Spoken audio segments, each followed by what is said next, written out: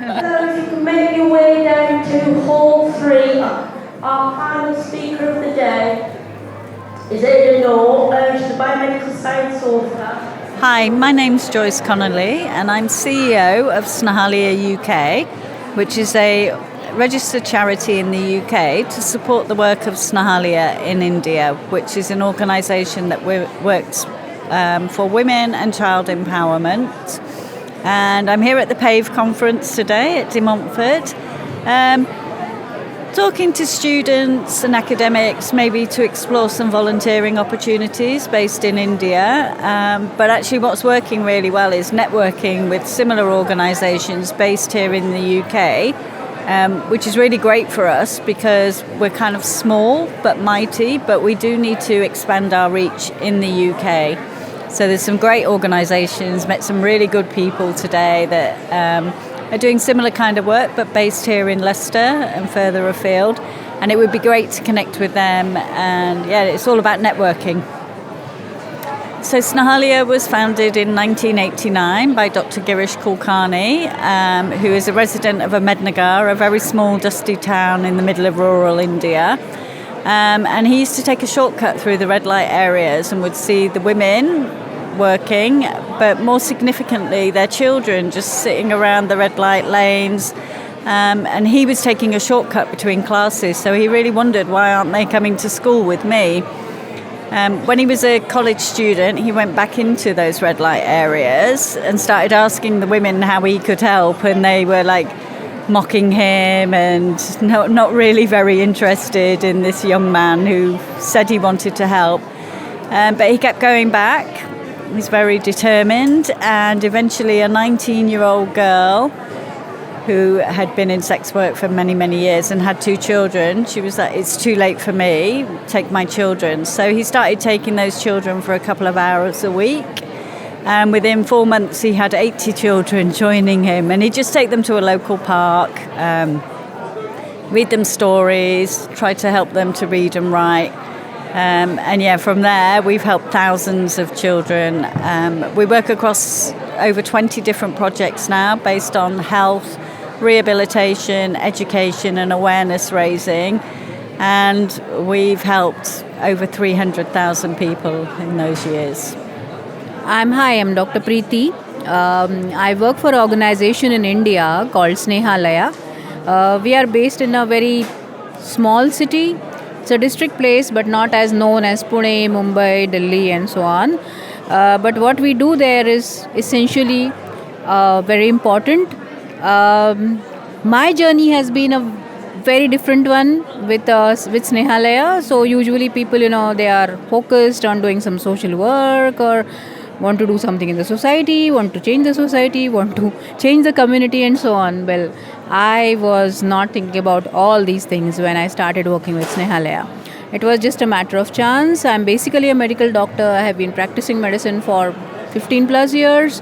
I was a general practitioner. I had my own clinic. I was working with my father in a 20-bedded hospital, and I was very happy with what I was doing. And then this opportunity came up in our local newspaper saying that we are starting a community radio. We are a NGO, not for profit, and we are looking for volunteers or maybe people who are interested in working in a radio. Before that, I had just passed an exam for All India Radio, and I gave their voice test and I failed. So I was like, I have to prove that I can be on the radio, though I don't know anything about what a radio is. So I went for a proper interview. They asked me few questions and then they selected me. I don't know how they selected me or on what grounds, but I got selected. And coincidentally, that was the 1st of Jan 2011. So it was a new year and I was giving something a new try. And on 13 Jan 2011, Snehalaya, the organization which I work for, started their first community radio for Ahmednagar district. And it was a very makeshift facility with typical Varli paintings on the outside and a small studio and one on-air studio and a record room. That's what it was. And we were a set of 4 or 5 amateurs. We didn't even know what we were doing there. But only the technical person was the best. I mean, he knew exactly what he was doing. Coincidentally, there was a person called Dr. Miriker who had been working for All India Radio all his life, and of course for print media, and then he exactly knew what was a radio like, how does it work. And he had many innovative ideas. And when I particularly told him that I don't know what a radio is, he said, "Okay, just go with the flow. You'll get to know, but you should have a passion for doing things." And I think I had it. The first thing I did was I decided I'll do one show. And he said, "See, Preeti, your voice modulation is horrible. That is not how you talk on the radio. So you have to improve that. But no matter, apart from that, you can start scripting something for the radio." And so I started writing for some shows, some scripts, started getting some questionnaires for interviews and so on. And then one day he told me, "Okay, I think you are ready for taking an interview." I said, I don't know. He said, "No, you have to do it. Once you start doing it, you will get to know how to do it." And that is how I took my first interview. I remember it was of a spiritual guru or something. And I was like, I don't even know what is spirituality. So he said, "That is exactly what is journalism about. But it will teach you a lot while you go along the way." And 5 years later, I had done around 500 plus interviews of people from various walks of life, and I realized it made me really humble, because I got to know people who have been doing far greater things than what I was doing as a doctor. So I think radio is something which humbles you, and community radio is something where infotainment should be the new word, because people don't want to hear harsh things in a harsher way. They want to hear harsh things in a softer way. And information with entertainment is something which works out. It shouldn't be sugar coated, of course, but it shouldn't be harsh either. And then I learned voice modulation. I learned how to edit my own programs. So yeah, it was a great journey. I mean, I was someone who never used laptops or computers before, and now I am a very pro in actually editing programs. So that is how my journey was with community radio. And apart from doing interviews, I have scripted programs for medicine, for literature, for songs, for classic Marathi songs, because our radio speaks Marathi 80% of the times. So I have done all that. I got to know a lot of things. I got to read good books because I wanted to create programs for radio. I got to know how to find things on the internet, which I may have not done any time before. So it was a journey of its own, and I loved it. I was introduced to Snehalaya when I worked at Leeds Beckett University in Leeds. And I had a volunteering program, and they asked me to be a team leader and take student volunteers over to Snehalaya. So my first experience was as a volunteer. And I did that for about 5 or 6 years, taking a different group every year. And then I kind of thought, well, maybe with my background is publishing, and at the university I worked in the university central communications department. And I know those skills are very transferable, and I knew they needed that support in India. So I went over for 1 year, and 9 years later I'm still there. I'm working a lot on the social media, the website. It kind of went hand in hand with fundraising, so I do a lot of fundraising proposal, awards submissions, annual report, any kind of publication, communication. I've also diversified a little bit because I live on site with over 200 children living in what is essentially an orphanage, but they're not always orphans, they have families. And there's a global movement at the moment to end orphanages across the world. And India has put all the legislation and guidelines in place. So I'm now quite heavily involved in finding family-based alternative solutions for children that are living in institutions, which is a very big task, but it's a very worthwhile task as well.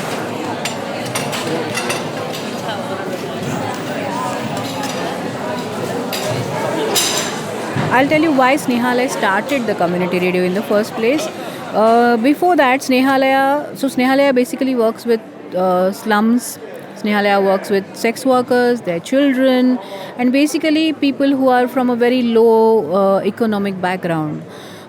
So they had tried multiple ways to create awareness or sensitize people about their rights, the laws which can help them, how government works for them, and so on. But then they realized that majority of this population is actually illiterate, and that they can't read whatever you're going to hand them out or print it for them or so on. And they found that radio was the medium which was the cheapest and which can answer many of their queries on their own. And that is why they decided to start community radio. When they actually started the community radio, it was a relatively new thing in India, but they just went around to see how other community radios work, and some of the community radios in India work in very remote places and are actually run by peers. So they really liked the idea, and that is how they decided that they're going to start the community radio. Snehalaya's community radio is one of the best platforms for locals who do not get a platform to talk about their issues anywhere else. Because All India Radio has its own restrictions, commercial radios are not bothered, so the community radio is the best platform for them. We actually were successful in connecting the governance, the local governance to the local people or the layman. So they could tell their issues and the governance could tell them how they could help them. We did a lot of programs, a lot of series of about medical awareness. So simple things like self breast examination, or what is the prevalence of breast cancer, how common it is, or why HPV vaccines are important to prevent something like cervical cancer. So these were very small but important things which maybe the local population was not even aware about. Or we actually do a breastfeeding week, and we invite pediatricians, we invite mothers who have been lactating and breastfeeding their babies and so on. So radio can speak about so many small things which are actually important in our daily life, which maybe a bigger platform like All India Radio or a commercial platform cannot talk about. And other issues, like major issues like what the sex workers think, what do they know about their rights, do they know about their laws, what is their life like, what are their issues. So they got a platform for that. The slum kids who will not get a platform to show their skills, their singing techniques, their writing techniques and all, those children also got a platform. They actually come to the radio, they try to understand how radio works. One more thing which a community radio can do for the lay people is demystification of technology, because otherwise big radios are like huge consoles, big speakers, and very sophisticated language and so on. So all this is not necessary for a genuine radio to work. Technology can be as simple, because still we use a very small console in our radio and we can broadcast for around 15 hours a day, which is a record in itself. So we can generate that much content which can play out for 15 hours, which includes local music, local folk, local culture, and of course the issues which are in and around Ahmednagar. Though community radios have a limited span, they can be heard around 15 kilometers, but still if we have an app, we can reach to n number of people. That is what we have experienced. So yeah, community radio is something, a best movement which actually occurred in India. So my background at the university was staff and student communications. So I think, we have over 350 staff. So them understanding the vision, the mission of the organisation is really important. So I'm trying to improve the communications between staff using my experience from before. But also we want service users to know that we're there and what services we can offer to them. Which isn't always easy because everyone speaks Marathi and I'm an English speaker, but my understanding of Marathi is quite good, and Google Translate is my best friend. And then obviously, we take volunteers, so from all over the world, predominantly the UK at the moment, because we do have our Snehalaya UK base. So my job is to promote the volunteering, and then when volunteers are interested, I take a few I ask them to supply some information, then I'll do an online call because I just want to see them face to face as it is, just to check them out, make sure that they're capable, and maybe it's always a negotiation, so that sometimes they come with a fixed idea of what they want to do, but it has to be mutually beneficial. So I kind of interrogate that, find out not necessarily what their qualifications or work experiences, but also their interests. And because we're so diverse and we have so many projects, I can usually find something that they might be able to help with. To be honest, their experience is the payoff. It's quite limited what they can offer, especially for younger volunteers. We also get older volunteers with years of experience in different professions and other things. So it is about what is going to work best for both of us and making sure that we come up with a plan. And then because we have 200 children, like, you can always just go speak English with the kids because they need to improve their English skills, etc., or play some games. Just spending time because they're living in an institution. We have caregivers, they do an amazing job, but that one-to-one interaction support isn't always there. So volunteers can really help plug that gap.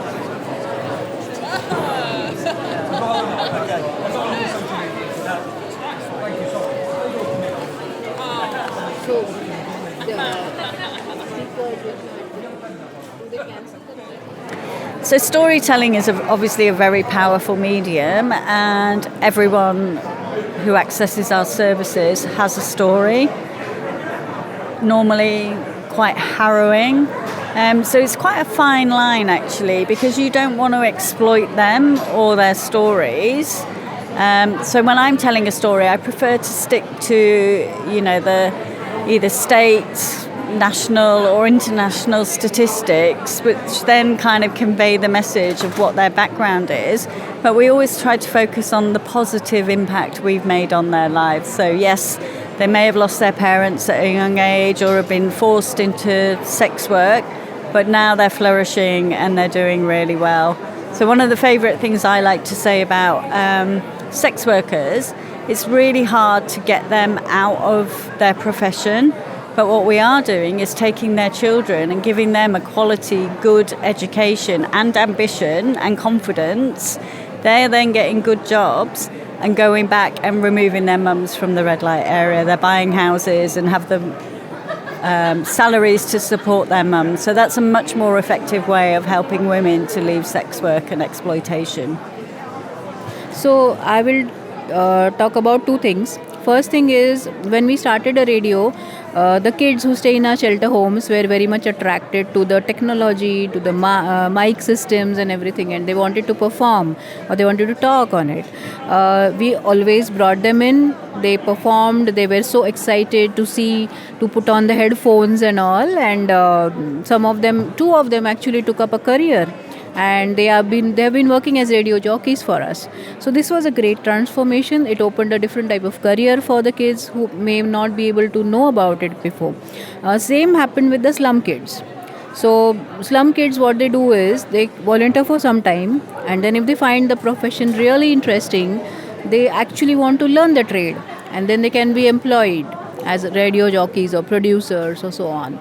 So this was a transformation internally for our direct beneficiaries. But as far as the volunteers coming out from outside are concerned, we give them a very good deal. What we say is, okay, we know you want to be a radio jockey in a commercial radio, but for that, you have to volunteer with us for some time. If they continue for 6 months, because working in community radio is very hard work. You have to do the outreach, you have to go out and do the programs, you have to do some programs on the ground, and plus you have to manage a show on the radio. So it's a hard work. If they sustain for 6 months, okay, then they are our employees. We give them some money. Usually they are college students, so they're happy to work at a lower wages or what you can call them. About 2 years or so, when they do all this hard work, they are ready to go. And we know that they are ready to go. But we are okay with it. And some of our former employees, are one of the best radio jockeys in the commercial radios, top commercial radios in and around Ahmednagar, Pune, Mumbai, and so on. But when they go out, they are not the usual radio jockeys who go blah blah blah blah on the radio, but they want to give a good substance to the radio programs. I think that transformation is very important, which can only be achieved in a community radio. So one of the big issues that sort of runs across all 20 of our projects is stigma and discrimination. So we work with people living with HIV, and there's a lot of myths about how you contract HIV. People are very fearful of it. I think public education needs to be improved around that in India. And then also the sex workers' children. So they think that the women have chosen this, and that's not really the case. So in the storytelling, it's about showing that if you give someone a chance, you can change their destiny. So for example, we have no underage sex workers in our district. And one of the ways that we did this, our founder Girish is an amazing man and has got a brilliant mind. So rather than sort of going in and doing the raids and taking the trafficked underage girls away, he created a network of peer educators, we call them, so the sex workers themselves. And he explained to them, you've got these pretty young things coming in that are going to steal your business. If you tell them about us, we'll remove them and you will get your business back.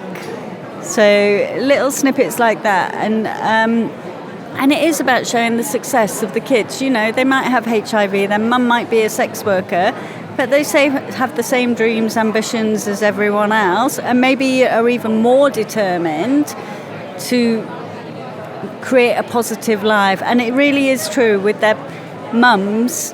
They want to take their mum away from this. They know what they're doing, they don't like it, and they want to save their mum from that. And education is a really good way to do that. So like everyone, I've been there 9 years. What I know now compared to what I knew 9 years ago is absolutely significantly different. And I do believe by immersing myself, getting to know the people you're telling that story about. And there's a lot of third-person stuff. So, maybe one of the staff would tell me a story, but then when you actually talk to the person the story is about, they have a different take on it and a different slant. They bring more to it. So the more time you can spend with people to understand them, build their trust where they want to talk to you is really important. And what's interesting, 9 years is a long time, but I still learn one new thing every day at least. And I'm always surprised. So maybe one of my colleagues will be talking about something and I'm like, oh, I didn't know that. Which is what makes it fun and exciting. And obviously with communications these days, I can then go back onto the website and maybe tweak that and go, all right, yeah, that was a little bit wrong, but now it's correct again. But maybe in another week I'll learn something else that will tell me that I need to go change that again. But I guess that's the benefit of digital media these days is, you can update and change. And it's, the kids are growing, they're evolving, the women are developing, situations are changing on a daily basis. So being able to update and show the progress that's been made is great. So for me, because I'm CEO of Snehalaya UK and I'm here for a little bit of time and I'm getting to meet loads of new people, make new connections, I do really want to build on our supporter base in the UK and raise awareness. We have a real thing where you can come and do something with us, come volunteer, understand more about the workings of a big NGO, the social issues. And I always say, when people leave, it'd be great to see you back. But even if you don't come back to us, do something. Now you know what's happening, do something, spread the word. You don't have to do it for us, but do it for someone, do it for society. So over the coming months, I will be going back to India for Christmas. We have a big Christmas celebration with the kids. I'll be reflecting, but then I'm hoping to come back next year and build on the connections I'm making now and build that supporter base in the UK, specifically around the Indian communities, South Asian communities here in the UK, because those cultural points, they're relevant in both UK and in India, and I think there's a lot of cross-learning. And I think, especially with the Indian community here, some of them maybe haven't been back to India for 40 years. It's a very different India. A lot of the issues are the same, but they are evolving, and to help them understand that. And then with second-generation Indians, I get really excited when someone from, that maybe grew up in an Indian family, but they've not been to India, and it's like, okay, you can go see your family, and that's a very different experience. But come to Snehalaya, and you'll understand more about Indian society today, because what they're hearing is a distorted view of their parents' impressions 40 years ago, and it is very, very different. So one more thing about community radios is the stories they sound very genuine because they come from the people who have actually lived those stories. It's not the RJs which are telling the stories.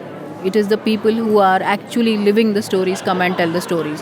For example, our president, Jaya, who has been a former sex worker and then a peer educator, then a field officer for one of our projects, which works with the health of sex workers. So when she came in and she told her story, it was astounding, overwhelming. Similarly, I interviewed one more sex worker, and initially she was not very keen on talking about her life. But when I told her that you should share it with people, and she has been positive for a long time now, but she's on regular treatment, and once she started talking, she didn't stop. So, and whatever she told was something which we white collared people cannot even imagine about. So yeah, these are some of the stories. And then we also did a lot of there was a poet who had published some of his books, but what I took interview was poems related to sex workers' lives. And those were some of the best poems I've ever heard. Though they were in Marathi, which is our local language, but whatever he was saying was so genuine that it should reach the masses. That's what I thought. Similarly, there was another person who was doing translations in about from 8 languages to Marathi, and he has never given an interview, very private person. So when I asked him, can you give an interview to me? He said, okay, if you ask me good questions, I'll talk. And then after about 40 minutes of the interview, he was like, oh, this was the best interview I have ever given. And I don't know if you get an award for that, but for me, this is the best interview, the best experience of my life. So, yeah, so many more stories. Children, we do a children's program all throughout the holidays. The children are the radio jockeys. They decide what to talk. They decide what books they are going to talk about. Who will be the guests on their program, and it is a very beautiful experience to see how creative kids are. They may be from any background, doesn't matter, but they are very creative. So if anybody wants to find out more about Snehalaya, you can visit our website, www.snehalaya.org. We're also on Facebook, Instagram, Twitter, YouTube, LinkedIn, and invariably, if you do get in contact, you will reach me, and we can continue our discussions and think about how we can maybe work together to help improve the lives of thousands of children and women living in rural India. I'm not directly involved in the community radio from 2017 because I'm more in public relations, but I feel that public relations and fundraising was taught to me because I worked in the radio. I developed a habit to listen to people, which was not my domain before. I got a habit to understand people, to understand the thought process of funders, maybe because I worked in the radio. So radio is not just about RJing or producing programs. I think it's the way of life of people who actually have a passion to work in the radio.